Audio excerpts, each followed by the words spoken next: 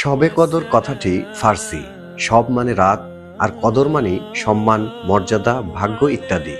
শবে কদর অর্থ হল মর্যাদার রাত বা ভাগ্য রজনী। শবে কদরের আরবি হল লাইলাতুল কদর তথা সম্মানিত রাত। যে রাতে পবিত্র কোরআন নাজিল হয়েছে সে রাতই লাইলাতুল কদর। এ রাতেই প্রথম পবিত্র মক্কার হেরা পর্বতের গুহায় মহান আল্লাহর পক্ষ থেকে ফেরেশতা হজরত জিব্রাইল আলাইহিসসালামের মাধ্যমে বিশ্বনবী হজরত মুহাম্মদ সাল্লাল্লাহু আলাইহি ওয়াসাল্লামের প্রতি আল কোরআন অবতীর্ণ হয়। পবিত্র কোরআনে মহান আল্লাহ বলেন, নিশ্চয়ই আমি কোরআন নাজিল করেছি মর্যাদাপূর্ণ কদর রজনীতে। আপনি কি জানেন মহিমাময় কদর রজনী কি? মহিমান্বিত কদর রজনী হাজার মাস অপেক্ষা উত্তম। সে রাতে ফেরেশতারা হজরত জিব্রাইল আলাইহিসসালামের সঙ্গে অবতরণ করেন তাদের প্রভু মহান আল্লাহর নির্দেশ ও অনুমতিক্রমে সব বিষয়ে শান্তির বার্তা নিয়ে। এই শান্তির ধারা চলতে থাকে ফজর পর্যন্ত।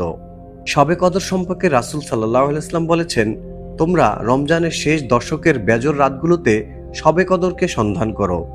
এ রাতগুলো হলো 21, 23, 25, 27 ও 29। মনে রাখতে হবে আরবিতে দিনের আগে রাত গণনা করা হয়। মুফাসসিরগণ বলেন, আরবিতে লাইলাতুল কদর শব্দদ্বয়ে 9টি হরফ বা অক্ষর রয়েছে, আর সূরা কদরে লাইলাতুল কদর শব্দদ্বয় 3 বার রয়েছে। 9কে 3 দিয়ে গুণ করলে 27 হয়, তাই 27 রমজানের রাতে শবে কদর হওয়ার সম্ভাবনা সবচেয়ে প্রবল। শবে কদরের ফজিলত ও আমল। রাসূল সাল্লাল্লাহু আলাইহি ওয়াসাল্লাম বলেছেন, শবে কদরে তুমি বলবে, আল্লাহুম্মা ইন্নাকা আফুউন তুহিব্বুল আফওয়া ফা'ফু আন্নী।